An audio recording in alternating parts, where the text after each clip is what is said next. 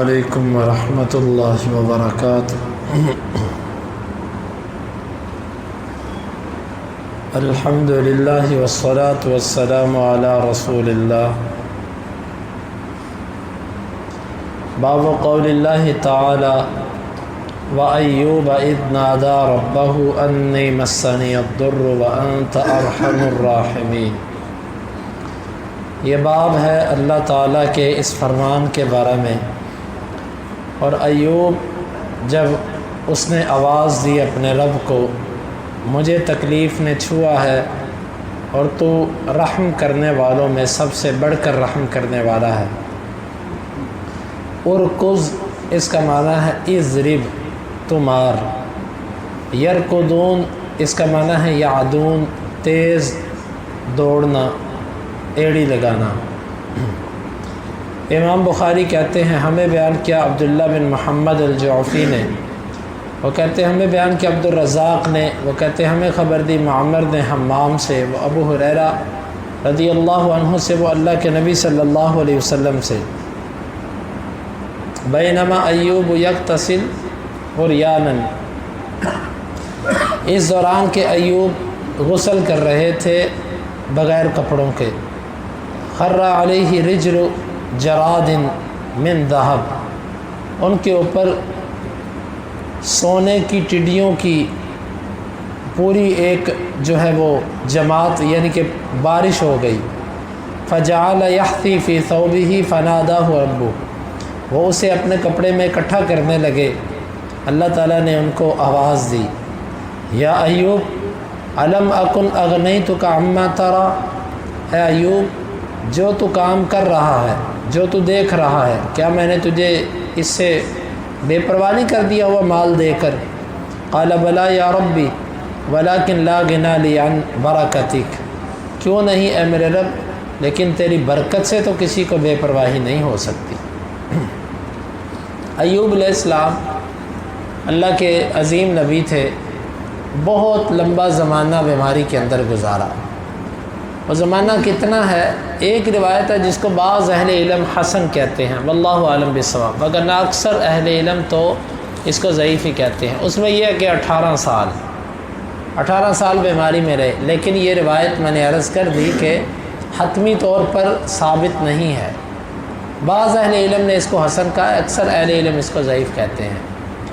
بہرحال یہ تو معلوم ہوتا کہ لمبا زمانہ تھا بیماری کا، اور اس بیماری کے اندر صحت بھی بگڑی، اور جب صحت جائے تو انسان کے پاس جو کچھ ہوتا ہے اس کا بھی خاطر فائدہ نہیں ہوتا۔ جس طرح تاریخ میں یہ آتا ہے کہ سب کچھ ہی چلا گیا، اولاد بھی چلی گئی، بیویاں بھی چلی گئی، مال بھی چلا گیا، ایک بیوی ان کے پاس رہ گئی۔ البتہ وہ جو روایات میں آتا ہے کہ بدن کو کیڑے کھانے لگ پڑے، اور کیڑا نیچے گرتا یہ پکڑ کے اس کو بدن پہ رکھتے اور اس کو کہتے کھا، میرے بدن پر تیرا حصہ ہے، یہ اس طرح کی باتیں، یا بدن میں کیڑے پڑ گئے، بدبو آنے لگی، اٹھا کر کوڑے والی جگہ پہ پھینک دیا، اس طرح کی باتیں بنی اسرائیلی روایات ہیں۔ اللہ کے نبی صلی اللہ علیہ وسلم کی کسی حدیث سے ایسا ثابت نہیں ہے۔ اور ویسے بھی اللہ کسی نبی کو آزمائش میں ضرور ڈالتا ہے، لیکن ایسی آزمائش جس سے لوگ نفرت کرنے لگیں، یہ انبیاء پر نہیں آتی۔ انبیاء کی زندگیاں جیتے جی بھی اور اس کے بعد بھی اعلیٰ ترین زندگیاں ہوتی ہیں۔ تو بیماری یقیناً انبیاء پر سب سے زیادہ سخت ہوتی ہے، اسی لیے آپ فرمایا کرتے تھے کہ مجھے جب بخار ہوتا ہے تو 2 بندوں کے برابر ہوتا ہے۔ انی اوعک کما یوعک الرجلان، میں اس طرح بیمار ہوتا ہوں جس طرح 2 بندوں پر بخار آتا ہے، یعنی کہ اللہ کے جو بندے ہوتے ہیں ان کی آزمائش عام بندوں سے سخت ہوتی ہے۔ ایوب علیہ السلام کی بیماری بڑی سخت تھی، بڑی مشکل والی تھی، لیکن یہ جو اکثر بنی اسرائیلی روایات ہیں یہ ثابت نہیں ہے۔ بس پھر اللہ تعالیٰ نے جب شفا کا ارادہ کیا، ایوب علیہ السلام کی زبان پر یہ دعا جاری کروائی۔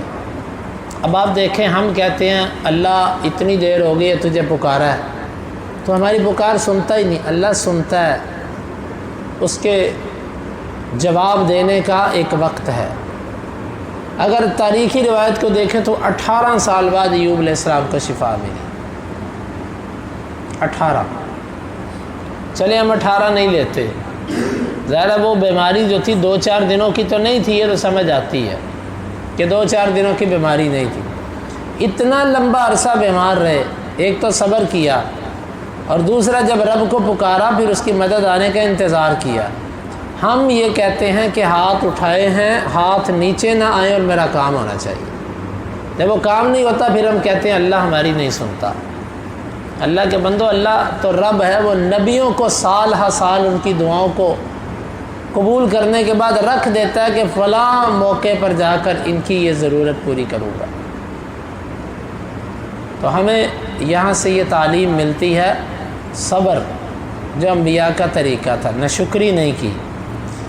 اللہ تعالیٰ نے پھر پانی ان سے کہا کہ اپنی ایڑی زمین پر ماریں، ماری، وہاں سے ایک ٹھنڈے پانی کا چشمہ نکل آیا، کہا کہ اس کو پی لیجیے اور غسل کر لیجیے۔ پینے سے اللہ تعالیٰ اندر کی بیماریوں کو ختم کرے گا، غسل کرنے سے ظاہر کی بیماریوں کو ختم کرے گا۔ چنانچہ ان کا بدن بھی اچھا ہو گیا، بیماری بھی ختم ہو گئی۔ پھر اللہ تعالیٰ نے مال بھی دے دیا اور اتنا دیا کہ بارش ہوئی ان کے اوپر سونے کی بارش، یہ اسے اکٹھا کرنے لگ پڑے اور بغیر کپڑوں کے نہا رہے تھے۔ اس سے معلوم ہوتا ہے کہ عربوں کے نہانے کے 2 طریقے تھے۔ ایک طریقہ تھا کہ وہ اکثر نیچے سے لنگوٹ باندھ کر نہاتے تھے، اس طرح کہ اکثر عرب لوگوں کا یہ انداز تھا، اور بعض دفعہ ہوتا تھا بالکل ننگے ہو کے نہانا۔ تو یہاں پر ذکر ہے کہ وہ ننگے ہو کے نہا رہے تھے، تو جب سونا گرنے لگا تو اسے اکٹھا کرنے لگے کپڑے میں۔ اللہ تعالیٰ نے فرمایا کہ ایوب، کیا میں نے تجھے ان چیزوں سے غنی نہیں کر دیا ہوا؟ تجھے مالدار نہیں بنا دیا؟ کیا ضرورت ہے تجھے یہ کرنے کی؟ کہا اللہ کیوں نہیں، تو نے مجھے غنی تو بنایا لیکن یہ تیری برکت ہے، یہ جو اتر رہی ہے یہ تیری برکت ہے۔ تو برکت سے تو کوئی غنی نہیں ہو سکتا، برکت کی ضرورت تو ہر ایک کو رہتی ہے، تو اس لیے میں اس برکت کو اکٹھا کر رہا ہوں۔ ہرس اور لالچ تو اور چیز ہے۔ تو یہ اس سے معلوم ہوتا ہے کہ اللہ کی برکت سے کوئی بندہ مستغنی نہیں ہے، کوئی جتنا مرضی مالدار ہو، اللہ کی برکت کا ہر بندہ محتاج ہے۔ اور ویسے بھی رب کا دیا ہوا مال آئے تو اسے کون واپس کرتا ہے؟ بندہ بندے سے نہیں مانگتا، لیکن رب دے، رب کا تو سارے ہی محتاج ہیں، مالدار سے مالدار بھی رب کا محتاج ہے۔ تو یہ ایوب علیہ السلام کے بارے میں ایک حدیث تھی، امام بخاری رحمۃ اللہ علیہ اس حدیث کو لے کے یہاں سے یہ بات سمجھ آتی ہے کہ غسل کرتے وقت بغیر کپڑوں کے انسان بات کر سکتا ہے۔ یہ جو ہمارے ہاں بات مشہور ہے نا کہ غسل خانے میں بات نہیں کرتے، یہ غسل خانے کا مسئلہ نہیں ہے، یہ بیت الخلاء کا مسئلہ ہے، یعنی قضائے حاجت آپ کر رہے ہوں اس وقت بات نہیں کرنی۔ البتہ آپ غسل کر رہے ہیں تو غسل تو انسان بدن ننگا ہوتا ہے، اس میں کچھ عیب نہیں، اس میں تو اللہ کا ذکر بھی کیا جا سکتا ہے۔ بلکہ یہ بھی فقہی مسئلہ ہے کہ ایک انسان ننگا ہے تو کیا وہ نماز پڑھے گا کہ نہیں پڑھے گا؟ پڑھے گا، نماز پڑھے گا، کیونکہ بدن ڈھانپنا انسان پر استطاعت کے ساتھ ہے۔ جب اس کے پاس اتنی طاقت نہیں کہ وہ بدن کو ڈھانپ سکے، لیکن نماز پڑھنے کی طاقت ہے کہ نہیں ہے؟ ایک چیز کی طاقت، جس طرح وضو آپ نہیں کر سکتے، حالانکہ وضو شرط ہے نماز کے لیے، لیکن وضو نہ ہو تو کیا آپ نماز نہیں پڑھیں گے؟ کہیں آپ کو پانی بھی نہیں مل رہا، مٹی بھی نہیں مل رہی، اس کو کہتے ہیں فاقد الطہورین، دونوں طہارتوں کو گم پانے والا شخص، نہ پانی نہ مٹی، تو کیا آپ نماز نہیں پڑھیں گے؟ پڑھیں گے۔ جس طرح صحیح بخاری کے اندر آتا ہے جب تیمم نہیں اترا تھا تو عائشہ رضی اللہ عنہ کا ہاتھ ڈھونڈنے کے لیے رکے اور ایسی جگہ پر رکے جہاں پر پانی نہیں تھا۔ فصلوا علی غیر طہور، انہوں نے بغیر طہارت کی نماز پڑھی، کیونکہ اصل مومن پاک ہوتا ہے، ان المؤمن لا ینجس۔ حالانکہ وضو شرط ہے، لیکن جب قدرت ہو تو پھر وضو کرے گا، قدرت نہیں تو وضو نہیں۔ اسی طرح اگر کپڑے نہ ہوں تو انسان ننگا بھی نماز پڑھے گا۔ وہ الگ بات ہے کہ بعض فقہا کہتے ہیں جی وہ بیٹھ کے پڑھے گا، لیکن اس میں کچھ کتاب و سنت میں سے کچھ ایسا نہیں ہے، نماز وہ پڑھے گا۔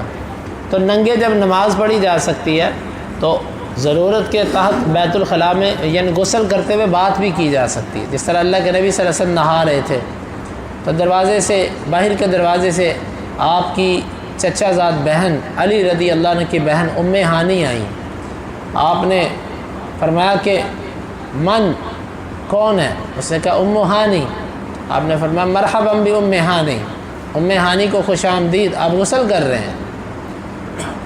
تو غسل کے دوران ضرورت کے تحت بات کی جا سکتی ہے، البتہ یہ اس کا مطلب نہیں ہے کہ آپ غسل کرتے رہیں اور بولتے رہیں اور گنگناتے رہیں اور ٹیلی فون پہ باتیں کرتے رہیں لوگوں سے، یہ مطلب بھی نہیں ہے۔ مطلب ضرورت کے تحت بات ہو سکتی ہے بغیر کپڑوں کے بھی۔